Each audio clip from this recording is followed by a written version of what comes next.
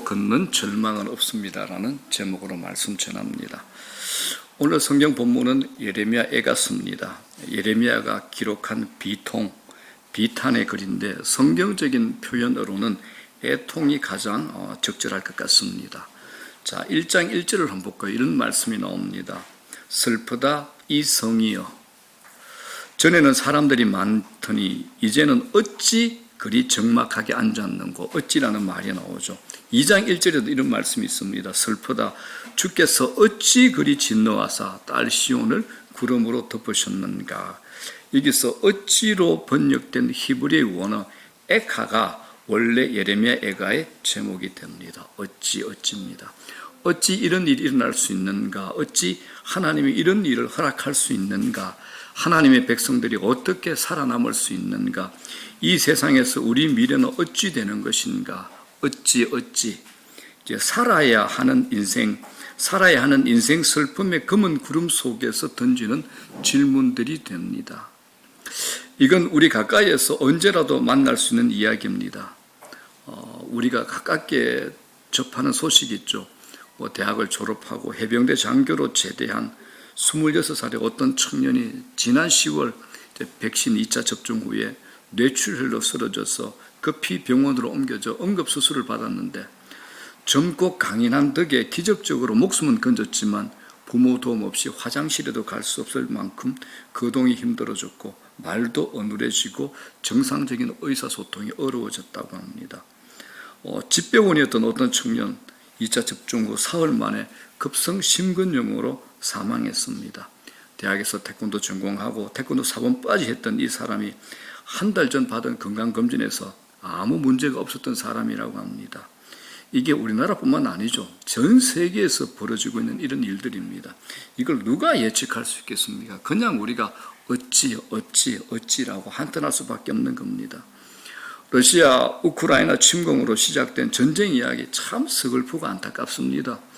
젊은 러시아 군인들이 동계훈련하는 줄 알고 가봤더니 침략 전쟁이었다고 합니다.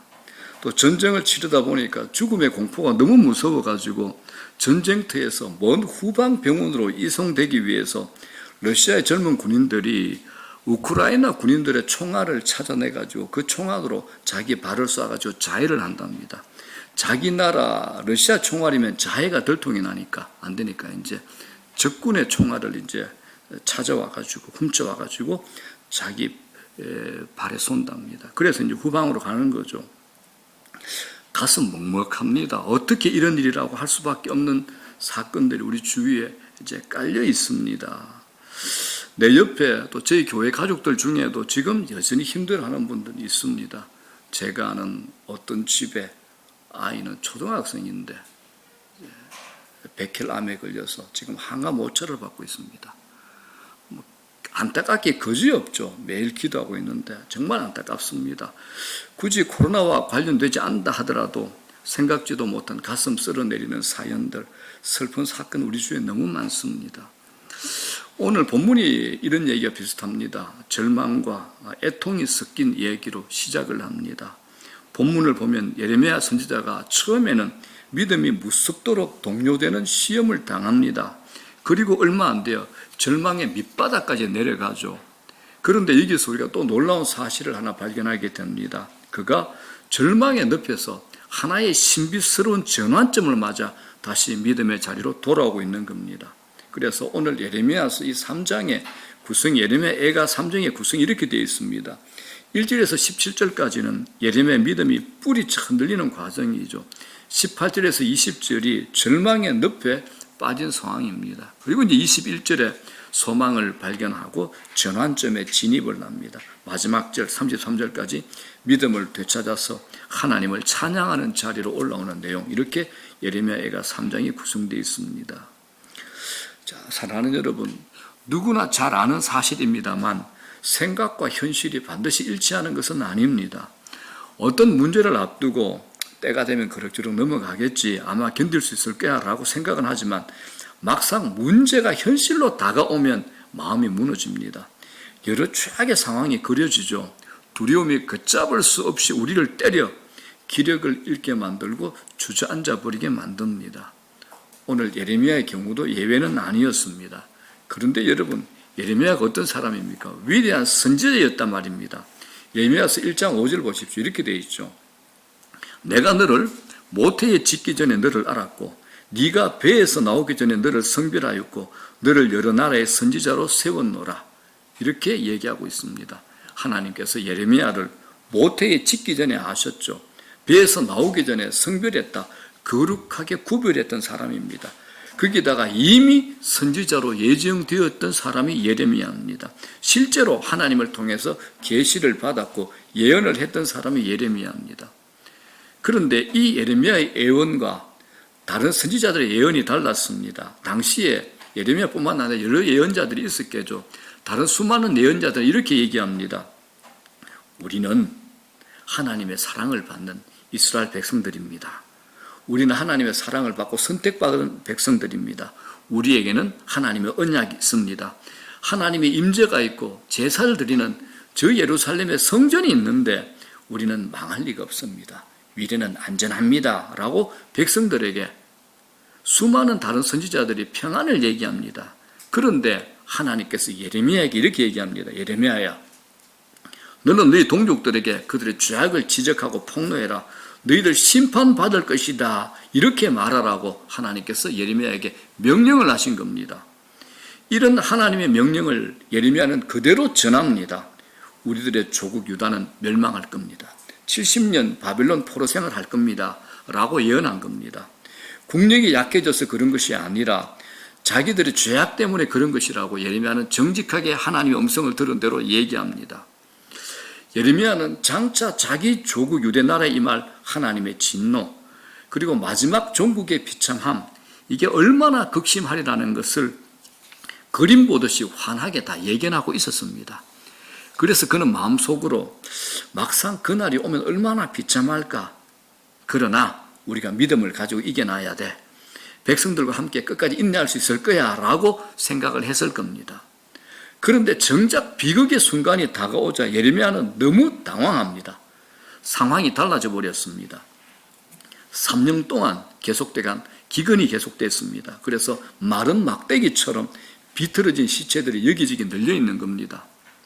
유대 나라를 침략한 잔인무도한 바벨론 군사들이 임신한 여인들의 배를 칼로 쪼개는 끔찍한 장면을 예레미야가 목격합니다.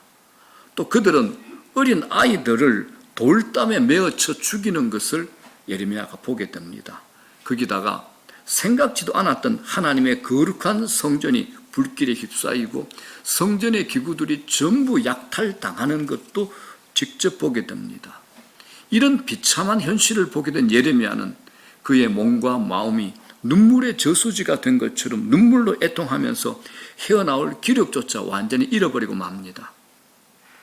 자신이 생각하던 것과는 다르게 실제로 엄청난 일을 직접 당하게 되자 그렇게 좋던 믿음이 뿌리채 흔들린 겁니다.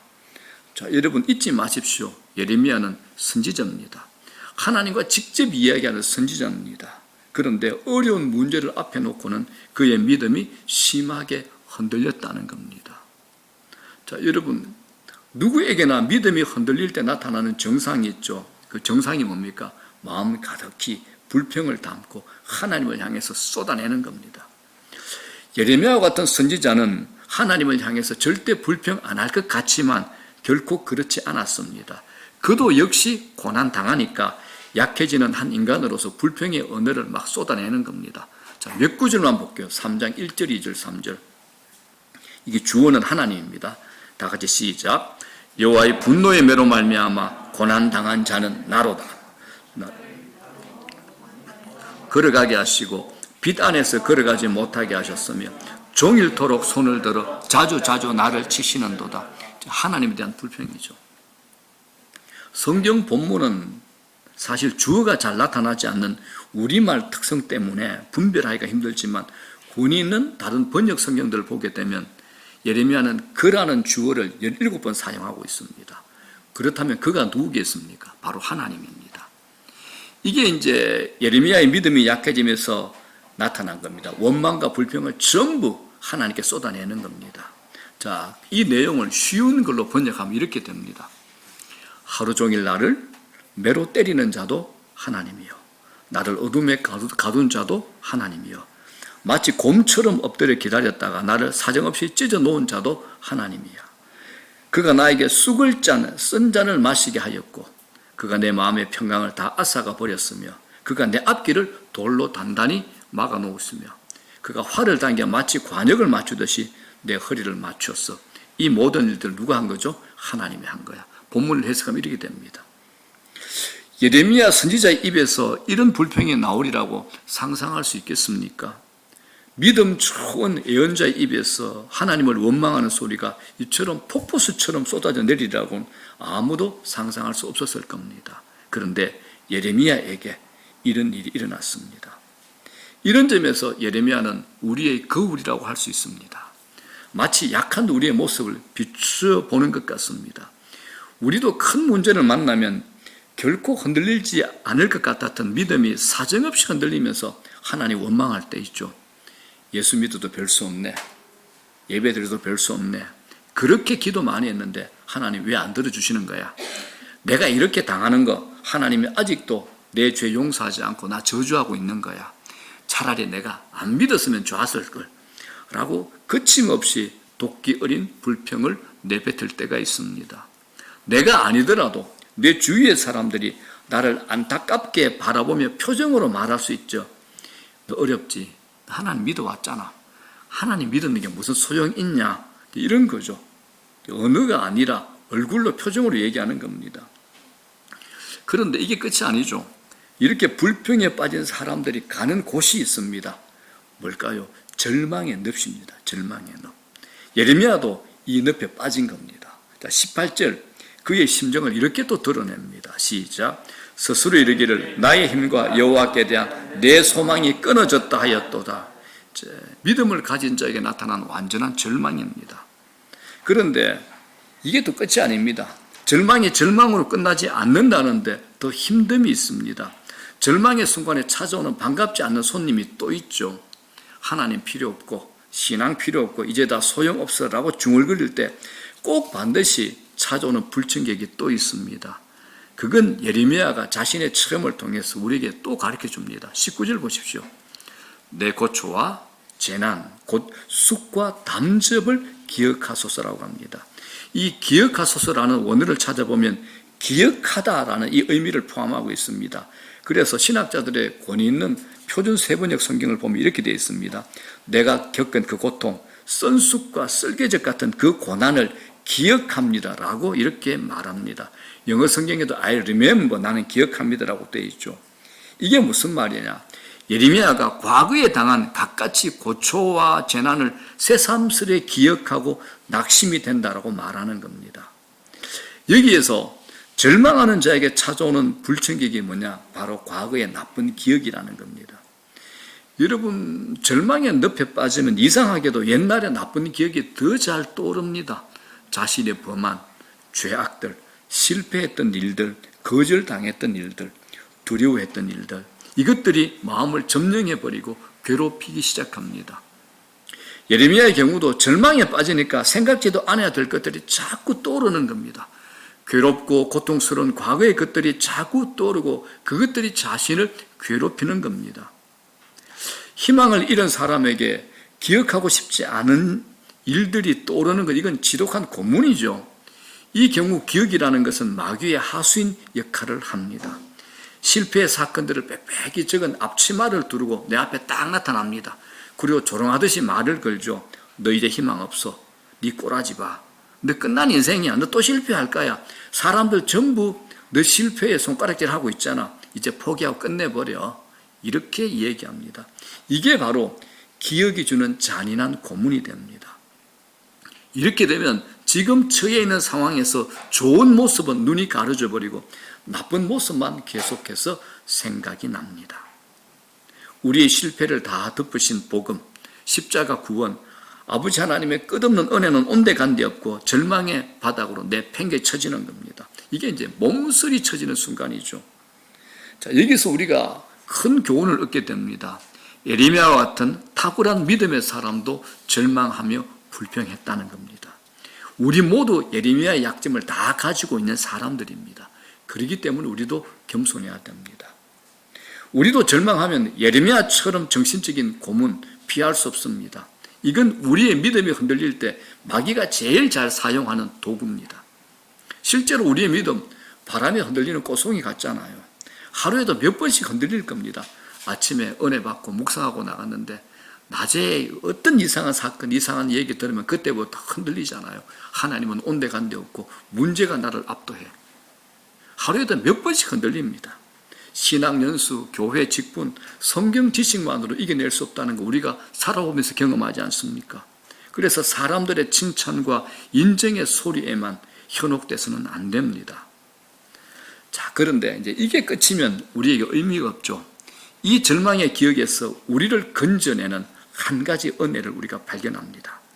절망의 상황에서 갑자기 돌변하는 하나의 전환점이 발견되는 겁니다. 20절, 21절 봅니다. 시작. 내 마음이 그것을 기억하고 내가 낙심이 되오나 이것을 내가 내 마음에 담아두었더니 그것이 오히려 나의 소망이 되어서오며 이것을 내 마음에 담아두었더니 그것이 절망이 아니라 이제는 소망이 되었다는 이것만 찾아내면 됩니다. 이게 도무지 뭐냐? 성경의 질문은 성경 안에도 답이 있습니다. 그 다음 절 이어지는 22절입니다. 시작. 여호와의 인자와 긍휼이 무궁하심으로 우리가 진멸되지 아니함이다. 여호와의 자비, 인자, 긍휼입니다. 하나님, 갑자기 내 마음에 떠오르는 것이 있는데 그건 하나님의 인자, 자비, 긍휼입니다. 그 자비와 긍휼 때문에 우리는 완전히 망하지 않는다는 사실을 압니다. 이 사실을 기억하니 내가 소망이 있습니다. 이런 고백이 됩니다. 절망 가운데 몸부림치고 있는 순간에 갑자기 예레미야에게 큰 전환점이 생기거죠. 하나님의 자비, 은혜, 긍휼이 무궁하다, 끝이 없다. 이 사실을 마음 중심에 회상하는 이런 일이 일어난 겁니다. 이게 놀라운 은혜의 빛이 됩니다. 이 빛이 마음의 절망의 어둠을 밝히면서 예레미야의 생각이 점차 바뀌게 되는 겁니다.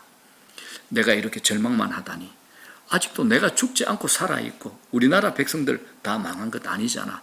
몇 년 전 바벨론으로 잡혀간 친구들 아직까지 살아있지. 하나님이 내게 이렇게 약속하셨어. 바벨론 포로 70년만 지나면 하나님께서 우리 민족 고국으로 돌아오게 하시고 불타버린 저 예루살렘 성전 다시 세우게 하시고 국가를 회복할 수 있다고 약속하셔서 실제로 그렇게 되었습니다. 그런데 내가 왜 이렇게 절망하고 있지라는 겁니다. 갑자기 예레미야에게 이런 소망의 생각이 떠오른 겁니다. 하나님이 던져주시는 소망의 닷줄을 잡은 겁니다. 우리에게 익숙한 존 버년의 철로 역정을 보게 되면 이 내용과 아주 비슷한 내용이 나옵니다. 존 버년은 16세기 영국의 위대한 종교 지도자 그리고 소설가였습니다.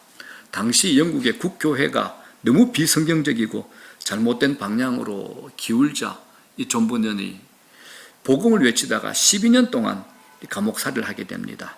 그가 감옥에 들어갈 때 성경 한 권만 가지고 들어가 깊이 묵상하는 가운데 저술한 책이 바로 철로 역정입니다. 영국이 자랑하는 불후의 걸작 철로 역정은 한 사람이 예수 믿고 난 다음에 하나님 나라에 들어가기까지 겪게 되는 신앙 생활의 과정을 꿈의 이야기에 비유하여 기록한 내용입니다. 코로나가 진정이 좀 되면 철로 역정을 전 세계에서 제일 잘 만들어 놓은 곳이 바로 가평에 있는 필그림 하우스입니다. 제가 그분들 우리 교인들 좀 모시고 가가지고 직접 설명을 듣는 시간을 가지도록 하겠습니다. 자, 이 작품에 나오는 주인공이 크리스찬입니다.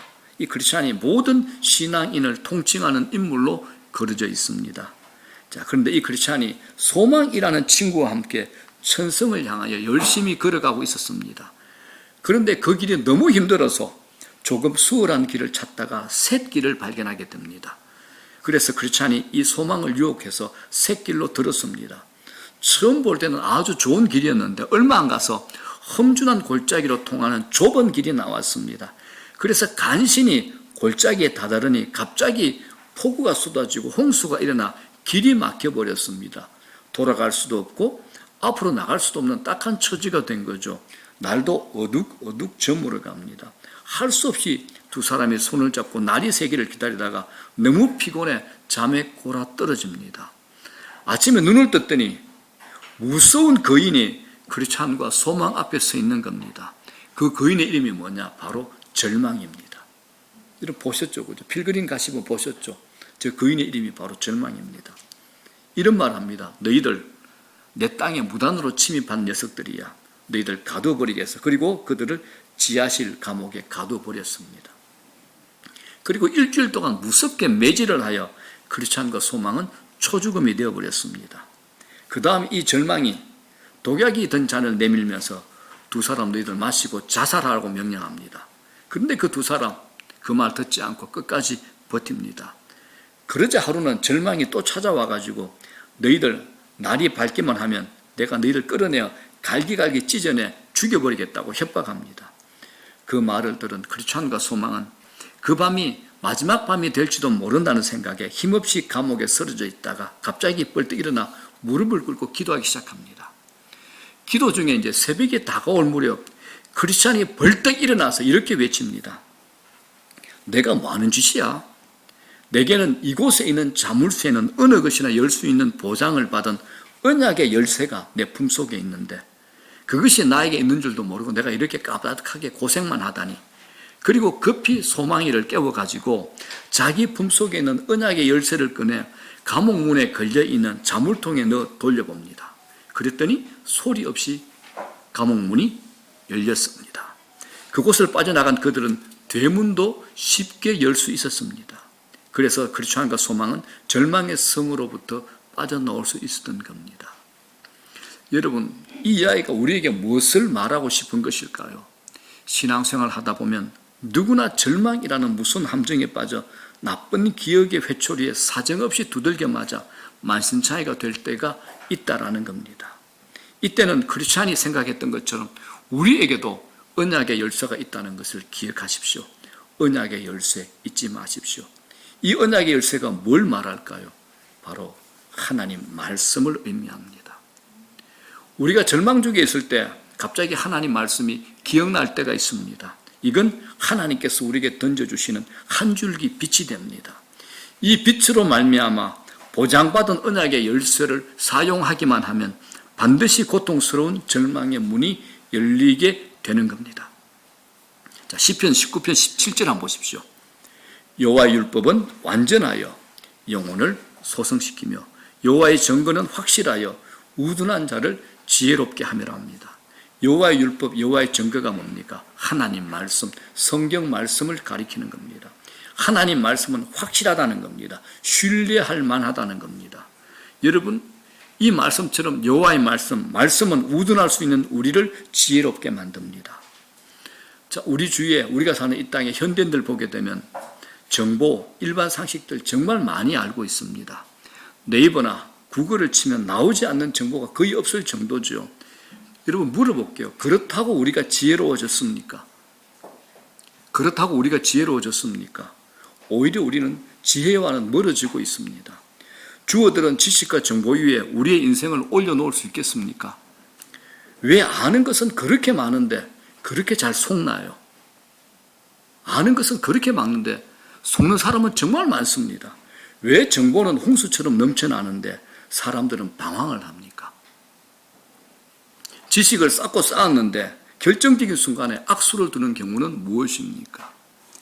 인생은 능력이 부족해서가 아니라 지혜가 부족해서 망하는 겁니다. 시편 49편 20절 보십시오. 존귀하나 깨닫지 못하는 사람은 멸망하는 짐승과 같도다라고 얘기합니다. 방황하는 사람들 보십시오. 어떻게 살아야 하는지 배우지 못한 겁니다. 실수를 반복하고 망가지는 길로 가는 겁니다. 위험한 상황 속에 있어도 그 위험한 상태를 모르는 게 문제가 됩니다. 무지가 그렇게 무서운 겁니다. 이 무지를 벗어나는 게 쉽지 않습니다. 무지라도 그냥 무지가 아니라 말씀에 대한 무지가 가장 무서운 겁니다. 말씀을 멀리한 대가 의외로 굉장히 큽니다. 말씀을 사랑하는 자는 우둔한 자의 길을 걷지 않습니다. 자, 시편 119편 130절 보십시오. 주의 말씀을 열면 빛이 비치어 우둔한 사람들을 깨닫게 하나이다. 우둔한 사람들을 깨닫게 하나이다. 말씀의 빛이 우리 영혼에 환하게 비추어지면 우둔함에서 벗어날 뿐만 아니라 다른 사람을 우둔함에서 건져낼 수도 있습니다.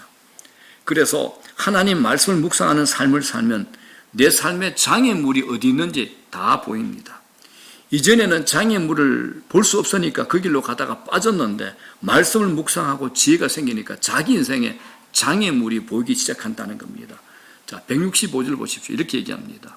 다 같이 시작. 주의 법을 사랑하는 자에게는 평안이 있으니 그들에게 장애물이 없으리로다. 장애물은 곳곳에 있지만 하나님 말씀을 사랑하고 말씀을 따라 살아가는 사람들은 장애물을 피해갑니다. 여러분 잊지 마십시오. 절망의 순간이라도 하나님께서 우리를 불러일으켜 주시는 생각이나 말씀에 민감하십시오. 우리 영혼을 깨우는 말씀이나 우리를 소생시키는 어떤 동기를 하나님께서 우리에게 심어주시는 겁니다. 미국의 제리 포일이라는 목사님이 있었습니다. 이분이 맨하임 백인이라는 전 이스라엘 수상과 친분이 아주 두터운 분이었습니다. 그래서 한 번은 이 두 사람이 사석에서 만나 담소를 나누는 자리에서 포엘 목사께서 백인 수상에게 이런 질문했습니다. 이스라엘이 중동전에서 기막힌 승리를 거두었는데 그 비결이 어디 있습니까? 라는 질문을 던졌다라고 합니다. 백인 수상이 잠깐 생각을 하다가 그건 우리 이스라엘 군대의 용기 때문입니다 라고 말한 뒤에 그 뒤에 의미 있는 말을 한마디 덧붙입니다. 우리 이스라엘 지휘관들은 전선에 나갈 때 부하들에게 절대로 사용해서는 안 되는 말이 뭐냐? 그건 앞으로 전진이라는 명령입니다. 그래서 이스라엘 지휘관들은 절대로 앞으로 전진이라는 단어를 안 쓴답니다. 대신에 어떤 말을 씁니까? 나를 따르라, 나를 따르라. 이 명령을 사용한다고 합니다. 앞으로 전진은 뭡니까? 지휘관은 뒤에 있고 자기 부하들을 앞으로 나가게 하는 거죠. 나를 따르라는 뭡니까? 지휘관이 앞서서 나가고 부하들이 따라오는 겁니다. 이것이 우리 이스라엘을 승리하게 만든 비결입니다 라고 말씀합니다. 자, 여러분, 예수님을 이스라엘 군대의 지휘관에 비교할 수 있습니다. 예수님은 우리를 앞서 보내시며 앞으로 전진 이렇게 외치시는 분이 아닙니다. 예수님은 언제나 앞장서시며 나를 따르라, 나를 따르라 하시는 분입니다. 세상을 살아갈 힘을 잃어버린 곳에서도 문득 소망의 말씀이 떠오르는 것은 예수님께서 앞장서서 우리를 인도하시기 때문입니다. 여러분 야곱 잘 아시죠? 창세기 야곱. 그는 아버지와 형을 속이고 죄를 범하고 도망가는 사람이었습니다. 그런데 도망가는 그에게 꿈을 통해서 하나님께서 나타나셔서 이런 약속을 하시죠. 야곱아, 내가 너와 함께하고 네가 어디를 가든지 너와 함께 하겠다라고 말씀하시는 하나님의 음성을 야곱을 듣습니다. 그런데 야곱이 잠에서 깨어나서는 이렇게 고백하죠. 하나님이 그 자리에 나와 함께 하시는 것을 전혀 몰랐다라고 고백을 합니다. 자, 창세기 28장 15절 16절 보십시오. 시작. 내가 너와 함께 있어 네가 어디로 가든지 너를 지키며 너를 이끌어 이 땅으로 돌아오게 할지어라. 내가 네게 허락한 것을 다 이루기까지 너를 떠나지 아니하리라 하신지라. 야곱이 죄짓고 도망갈 때 베델에서 하나님이 나타나셔서 야곱에게 하신 얘기입니다. 자, 야곱이 어떻게 고백합니까? 16절 시작. 야곱이 잠이 깨 이르되 여호와께서 과연 여기 계시거늘 내가 알지 못하였다다. 여러분, 하나님은 야곱처럼 죄짓고 도망가는 사람에게도 함께 하시는 분입니다. 죄짓고 도망가는 야곱에게도 함께 하신 하나님이십니다. 자, 이제 말씀 정리합니다. 예레미야가 마음의 중심에 하나님의 자비와 긍휼을 기억하고 절망의 자리에서 일어나게 되자 그의 영적 상태가 얼마나 뒤바뀌었는지 그 다음의 고백에서 우리가 알 수 있습니다. 23절 뭐라 그럽니까? 시작. 이것들이 아침마다 새로우니 주의 성실하심이 크시도소이다. 매일 새로운 하나님의 은혜로 인해서 어두운 졸망의 골짜기에서 예레미야는 빠져나온 겁니다. 24절 시작. 내 심령에 이르기를 여호와는 나의 기업이시니 그러므로 내가 그를 바라리라 하도다. 자, 여호와는 나의 기업이시니 이 말이 무슨 뜻일까요? 하나님이 나의 모든 것을 다 거두어 가셔도 나에게 하나님밖에 남지 않아도 충분하다라는 이 고백입니다. 하나님이 나의 모든 것을 다 거두어 가셔도 내게 하나님만 남아 계셔도 충분합니다. 이 고백이 여호와는 나의 기업이신 이 고백입니다. 여러분들에게 묻고 싶습니다. 여러분들도 그러십니까? 여러분들도 그러십니까? 결정적인 순간에는 잘 대답을 안 하시네요. 기도해 보십시오, 여러분. 이게 무슨 의미입니까? 여기에 숨겨져 있는 얼마나 어마어마한 축복이 감춰져 있는가 한번 기도해 보십시오. 자, 25절, 26절입니다. 시작. 기다리는 자들에게나 구하는 영혼들에게 여호와는 선하시도다. 26절. 사람이 여호와의 구원을 바라고 잠잠히 기다림이 좋도다. 자, 믿음을 가장 잘 나타낼 수 있는 기다림을 예레미야는 고백합니다. 성경에는 기다림에 대해서 곳곳에 설명합니다. 하나님을 기다린다는 것은 그분께만 소망을 둔다는 뜻이 됩니다. 여러분, 우리에게 기다림이 왜 그렇게 힘들까요? 아무것도 하지 않는 것처럼 느껴지기 때문에 그렇습니다. 기다림이 쉽지 않는 것은 어떤 일이 벌어질지 몰라 답답할 수 있기 때문에 그렇습니다. 이런저런 생각이 많아질 수 있죠. 자신이 무기력한 존재로 느껴질 수 있습니다. 그런데 바로 이게 기다림의 핵심이 됩니다. 아브라함의 인생 최고의 교훈이 있죠. 아브라함 인생에 최고의 교훈이 있습니다. 서두르면 사고치는 이스마엘 얻습니다. 기다리면요, 하나님의 약속이 성취되는 이삭을 얻게 되는 겁니다. 서두르면 이스마엘, 기다리면 이삭입니다. 기다리면 믿음의 가장 큰 증거 중에 하나입니다. 믿음을 가장 잘 드러낼 수 있는 표식이 뭐냐? 기다림입니다. 믿음이 있어야 포기하지 않고 하나님을 신뢰하며 기다릴 수 있습니다. 하나님은 우리의 기다림을 사용하셔서 우리를 가장 많이 성장시킵니다. 기다림의 시기에 저항하지 말고 그 시기를 중요한 교훈을 얻을 기회로 삼아 보십시오. 자, 32절, 33절입니다. 시작. 그가 비록 근심하게 하시나 그의 풍부한 인자하심에 따라 긍휼히 여기실 것임이라. 주께서 인생으로 고생하게 하시며 근심하게 하심은 본심이 아니로소이다. 이 말씀을 쉽게 풀면 하나님은 내가 고생하는 것을 좋아하시는 분이 아니다. 선한 뜻이 있어서 잠깐 허용한 것뿐이다. 그러므로 얼마 지나지 않아 나를 평안하고 형통한 자리에 다시 회복시켜 주실 것이다. 이 약속입니다. 예레미야는 참으로 믿음이 강한 새 사람으로 회복되어 하나님의 마음을 읽을 수 있는 놀라운 수준까지 도달하게 된 겁니다. 사랑하는 여러분, 우리도 예레미야와 다름없는 약한 사람들입니다. 앞으로 우리 남은 생애에 어떤 일이 일어날는지 아무도 예측할 수 없습니다. 하나님께서 우리를 고난의 길에서 완전히 제어시켜 주신다는 보장을 하신 적이 없습니다. 그러나 분명한 보장은 우리가 어디를 가든지 함께 하신다는 약속의 말씀이 됩니다. 그래서 오늘 설교 제목도 이거죠. 홀로 걷는 절망은 없습니다. 어디 가든지 함께 하신다는 겁니다.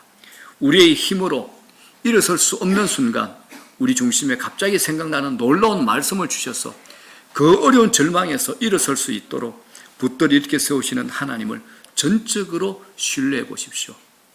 우리 모두 하나님 이 놀라운 은혜를 인생의 순간순간마다 체험하며 살아가는 믿음의 성도들이 다 되시기를 주의 이름으로 축복합니다.